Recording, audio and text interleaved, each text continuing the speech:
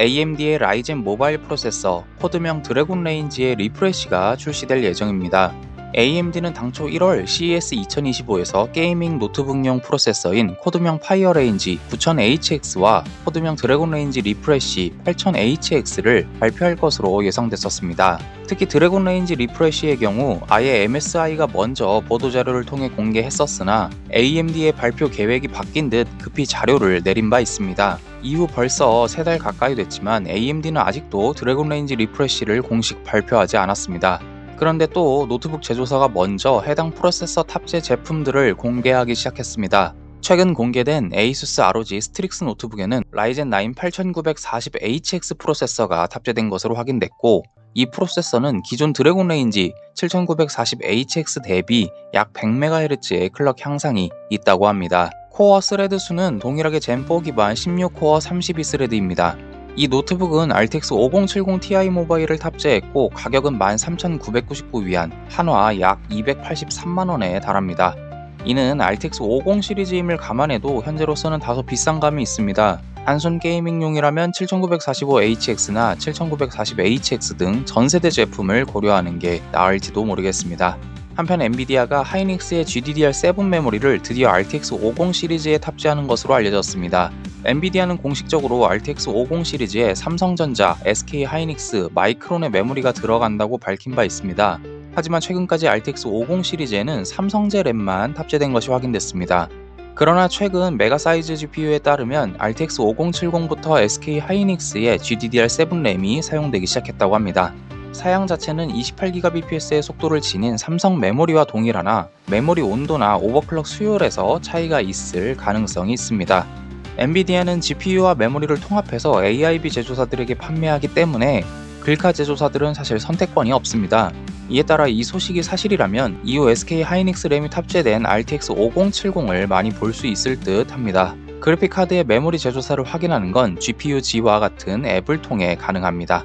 세 번째로 파워 컬러가 드디어 올 화이트 디자인의 레드데빌 RX 9070XT 스펙트럴 화이트 에디션을 출시했습니다. 이 제품은 펜, 슈라우드, 백플레이트는 물론 PCB까지 화이트로 만들어졌고, 이로 인해 일부 깔맞춤 애호가들에게 수요가 있을 것으로 보입니다. 사양은 기존 레드데빌 RX 9070XT와 동일하지만 가격은 살짝 차이가 난다고 합니다. 미국 마이크로센터에 등록된 이 제품의 가격은 $899로 기존 모델의 $849에 비해 $50 더 비쌉니다. 다만 비디오 카드에 따르면 현재 이 글카를 판매하는 곳은 거의 찾아볼 수 없고 대부분 비활성화됐다고 합니다. 이 제품이 한정판이라는 추측도 있으나 아직까지는 확실하지 않습니다. 마지막으로 여러 노트북 제조사들이 미국 내 판매를 잠정 중단하고 있다는 소식입니다. 윈도우 센트럴에 따르면 레이저의 미국 공식 홈페이지에선 스킨과 액세서리만 판매 중이라고 합니다. 기존에 판매되던 모든 노트북 제품들이 표시되지 않고 최근 출시한 레이저 블레이드 16 구매 페이지 역시 레이저 마스코트 캐릭터가 당황한 표정을 짓고 있는 404 오류 페이지로 연결되고 있습니다. 하지만 미국이 아닌 영국이나 다른 국가에선 정상적으로 노트북 판매가 이뤄지고 있는 상황입니다. 레이저 홍보 담당자는 더 버지를 통해 관세와 관련해 언급할 내용이 없다고 밝혔으나 이런 현상은 미국이 최근 중국에 부과한 높은 관세가 원인일 것으로 분석되고 있습니다. 미국은 최근 중국에 34%의 상호 관세를 시행했는데 4월 5일 중국이 이에 대응해 미국에도 34%의 관세를 부과했습니다. 그런데 미쳐버린 트왕상께서 보복 관세는 참을 수 없다며 중국 상호 관세를 34%에서 50%포인트 올린 84%로 상향했습니다. 결국 현재 미국이 중국에게 부과한 관세는 총 104%, 기존 관세까지 더하면 최대 125%라는 설도 있습니다. 이렇게 되면 당연히 중국에서 수입해오는 모든 제품 가격은 인상될 수밖에 없습니다. 이에 따라 프레임워크사도 미국에서 일부 노트북 판매를 중단했고 마이크론은 노트북에 사용되는 메모리 칩에 추가 요금을 부과할 예정이라고 합니다.